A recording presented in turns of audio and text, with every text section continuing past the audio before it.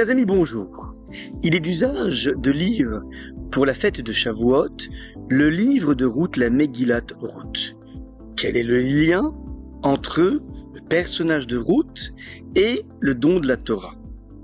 Les maîtres nous renseignent en nous disant que de la même façon que la Torah est entièrement chesed, entièrement bonté, le livre de Ruth gravite autour de ce gond essentiel qui est le rapport au chesed, le rapport à la bonté.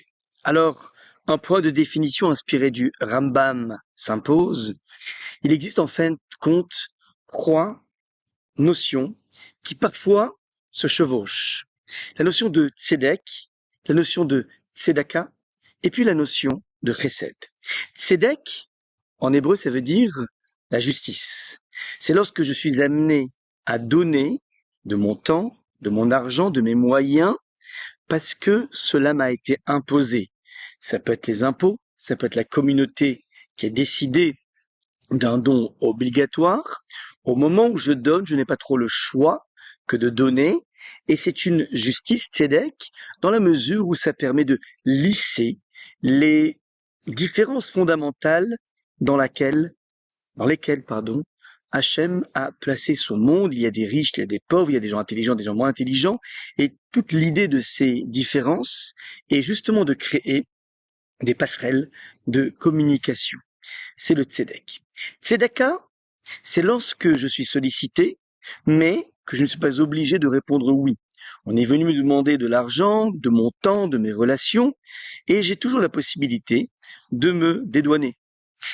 Si je décide au contraire d'aller dans le sens de la demande, de la requête, alors je serai en train de faire une tzedaka, qu'on peut aussi traduire par aumône.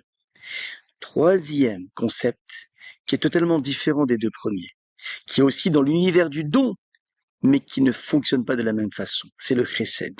Le chesed, c'est lorsque ni quelqu'un m'a obligé à participer, à donner, ni lorsque j'ai été tout simplement sollicité. Le chesed naît à partir du moment où je sécrète par moi-même un désir et une volonté de donner à l'autre sans avoir été sollicité.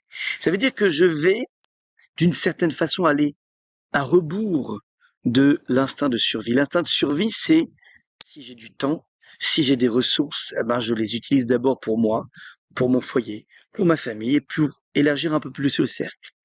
Être capable d'utiliser de façon spontanée ces ressources pour l'autre relève de ce qui s'appelle la notion de chesed. À bien y réfléchir, rares sont les moments où nous sécrétons véritablement du chesed, de la bonté, puisque la plupart du temps, soit on donne parce que je me sens un petit peu obligé, mes amis ont donné, j'ai été reçu par cette personne, c'est un peu la moindre des choses de rendre l'ascenseur, ou bien parfois nous sommes sollicités et on a du mal à dire non parce que c'est normal de participer, c'est normal de faire partie de la communauté de la sorte. Et donc la plupart du temps, lorsque nous observons la liste des ouvertures que nous ouvrons au monde, toutes les fois où nous avons l'occasion de donner quelque chose, la plupart du temps, c'est soit sous forme d'impôt, soit sous forme de sollicitation. Réfléchissons aux fois où nous sommes capables, de façon spontanée, de véritablement sécréter un don vers l'autre. C'est à partir de cette définition du chesed que va graviter tout l'univers des personnages autour de Ruth, qu'il s'agisse des personnages qui vont se marquer par leur chesed, ou bien des personnages qui malheureusement vont choisir la voie de l'anti-chesed.